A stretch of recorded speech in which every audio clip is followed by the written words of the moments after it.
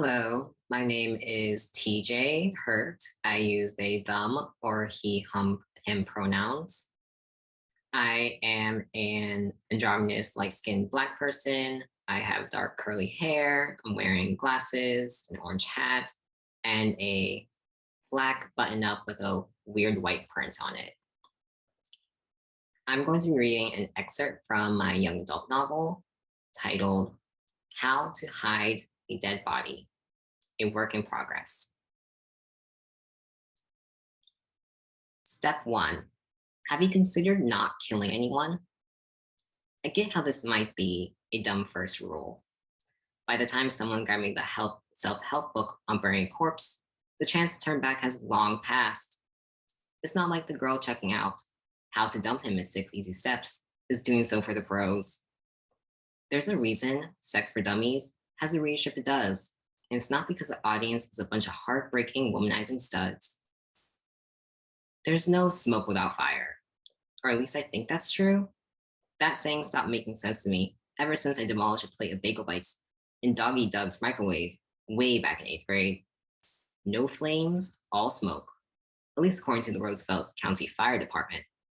And you don't argue with the fire department. How about this instead then? There's no stupid situation without a stupid person. There's a point of no return here, and sometimes that line can be tricky to figure out. But I promise when you cross it, you'll know. It's like first love in that way, or maybe purity.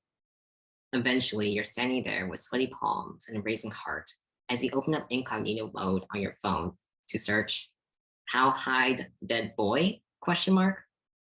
All while Vincent Gabrice crouches in the corner with his head between his knees, trying to keep a bellyful of butterflies down in a valiant effort to prevent himself from upchucking DNA evidence all over the crime scene. And, well, just because it's too late for me doesn't mean it's too late for you.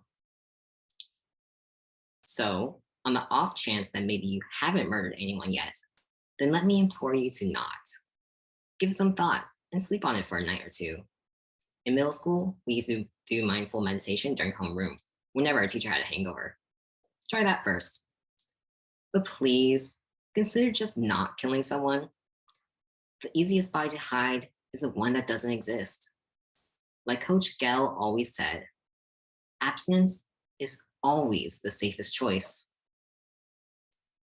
Coach Gell is dead though, so it's time to whip out plan B. Step 2, keep a level head. All right, step 1 didn't work out. That really blows, doesn't it? Trust me, I get it.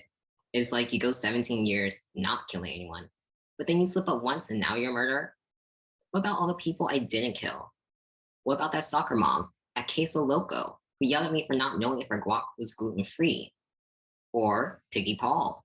I didn't kill him, even when he lied on my sister and told the entire lacrosse team that she gave him a stuck-up slip and squeeze, which I'm pretty sure isn't even a real thing. All I did was throw a dog crap at his car. And if I can hold back on killing Paul, then I think everyone can hold back on labeling me too harshly. I'll tell you what it is. It's prejudice, preconceived notions about the unknown, or whatever. Nobody has the right to judge me, except for a judge and jury. And right now, I'm doing my best to avoid that review. Thinking about all this just pisses me off more.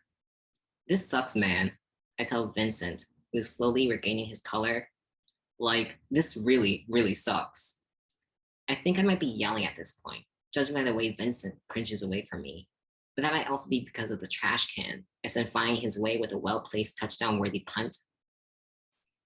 Colt, Vincent says in an unreasonably reasonable voice, you need to calm down. I'm calm. Of course I'm calm. Why wouldn't I be calm? I say in a rush of words, fast, so he knows how much I mean it. I'm a cool dude, you know. Cool like a cucumber, I mean. Cool Colt. Yeah, that's what they call me. Cool Colt with a calm head. Yeah, that's me. I thought they called you Colt Adult. There's a small crease between Vincent's thick eyebrows, deepening in his confusion as he listens to me speak. That's irony, bro. I thought you were an AP. I pop my lips at the end of AP. Nobody actually thinks I'm adult. Did someone say otherwise? Vincent stares blankly, like it didn't say anything. I'm blinking and unbothered. Green eyes are supposed to be attractive, but staring into his feels more like making eye contact with swamp moss than an actual person. It's like the words bounce off of them and gets lost in the cramped nooks and crannies of Coach's office, hiding away in the dips of the old brass trophies that line the wall. I go back to my pacing, 3 long strides from one end of the office and 3 long strides back. Technically, it should be 4. But I cut my path short where Coach's body sprawls out on the floor, being careful to not step into the pooling red surrounding it. Thank you.